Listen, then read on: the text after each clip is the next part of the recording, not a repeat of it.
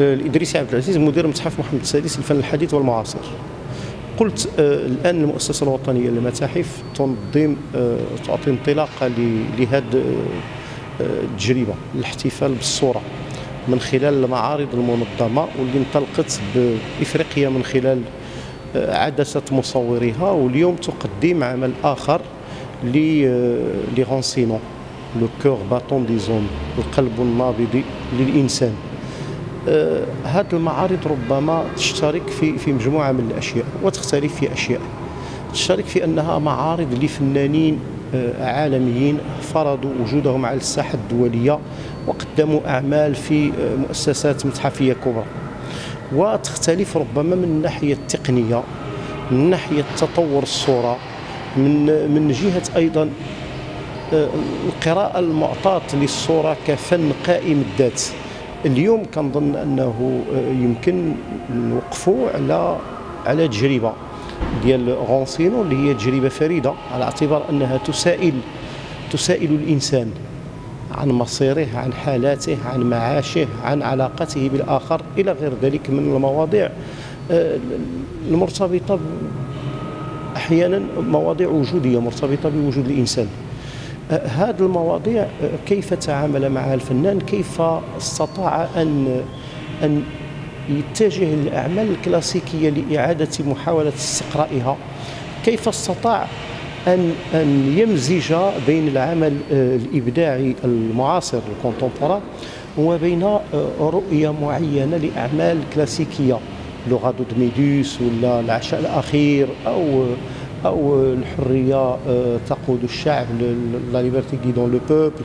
كل أعمال هذه أعمال كلاسيكية معروفة في الثقافة العالمية، كيف استطاع أن يوظفها هو من خلال قراءته، من خلال معاشه اليومي، من خلال معاناته، من خلال مشاهده، من خلال ما وقف عليه بشكل دائم في حياته اليومية، وكيف استطاع أن يقدمها في قالب فني راق من خلال تقنية متميزة.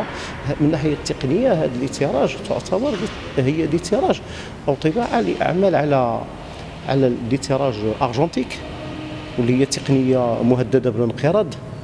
وبعد ذلك كيف استطاع أن يحول هذا التراج اللي هو أرجنتيك لأعمال ذات مساحات كبرى. ثم بعد ذلك ربما هذه الأعمال هي من بين الأعمال القليلة التي لا زالت عالميا تستنسخ بهذه الطريقة، بطريقة لوتيراج أرجنتيك. إذا من الناحية التقنية هناك مجموعة من الأشياء المهمة اللي يمكن الإنسان يستفيد منها. من الناحية الموضوعات هي مواضيع جميلة ومفيدة، وأيضا جميلة للرؤية. هو من الناحية ارتباط المتحف بالعمل الفني، المتحف كيقدم كل الأعمال الجادة الهادفة التي تستطيع أن تقدم إضافة نوعية للمشهد الثقافي المغربي.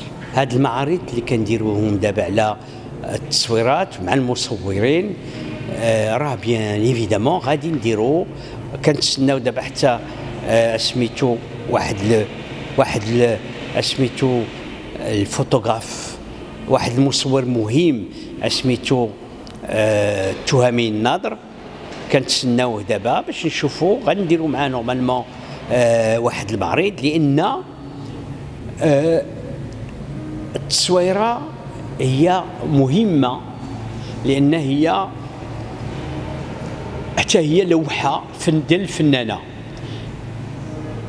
ودابا في الدنيا كلها، في العالم كله معروف بين ما التصويره سي اون اوفر دار، وحنا في المغرب كنعطيو لهاد التصويرات البلاصه اللي خصها تكون ديالها، المكان تاعها.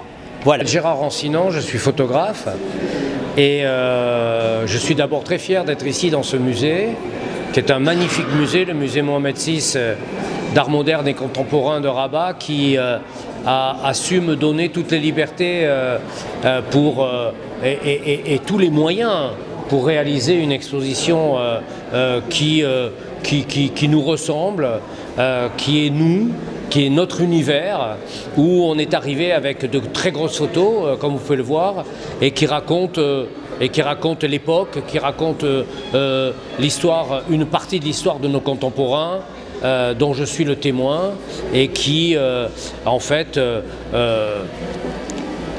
déplace aussi un peu le caractère photographique, j'allais dire conventionnel de la photographie, parce que ce sont des grands tirages, parce qu'il y a une mise en scène, etc. etc.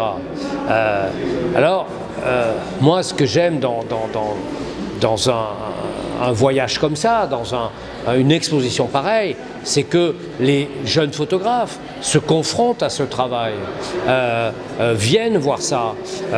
La photographie n'est pas une photographie, c'est des tas de photographies. Il faut être ouvert à une photographie qu'on peut voir au deuxième étage avec des très belles photographies de Henri Cartier-Bresson, mais la photographie, c'est aussi la photographie de Malik Sidibé, avec des photos noir et blanc de son village, d'une Afrique très marquée, etc. Mais c'est aussi cette photographie-là qui a de la couleur, qui est un peu rock'n'roll. Et c'est ce que j'ai apprécié dans ce musée, et dans l'équipe qui a créé toutes ces expositions, c'est cette ouverture d'esprit, de savoir mélanger dans des salles différentes bien sûr, mais de proposer un voyage d'une photo 30-40 noir et blanc d'Henri Cartier-Bresson qui raconte lui son époque comme moi aujourd'hui je raconte la mienne. Et il n'y a pas de hiérarchie dans la photographie, il n'y a pas de photographe plus important que d'autres, il y a des photographes qui sont des témoins. Moi je veux dire, pour moi, un photographe de mariage est aussi important qu'un photographe de guerre. C'est quelqu'un qui témoigne de son époque, et quand la personne photographiée, la mariée ou l'enfant de la mariée verra sa maman, pour lui ça sera beaucoup plus sensible d'avoir vu sa maman quelques années avant que de voir d'anciennes photos de reportage. Je veux dire, il n'y a pas tout ça. Je veux dire, il faut que, c'est pas que je veux relativiser tout, c'est pas du tout ça, mais je veux dire, chaque photographe a son époque, et je trouve ça toujours compliqué quand on essaie de ramener la photographie à ce qu'elle a été. Non, la photographie, elle a été et elle l'est aujourd'hui. C'est tout. Il n'y a pas de hiérarchie, ni entre Cartier-Bresson, avec moi et d'autres photographes.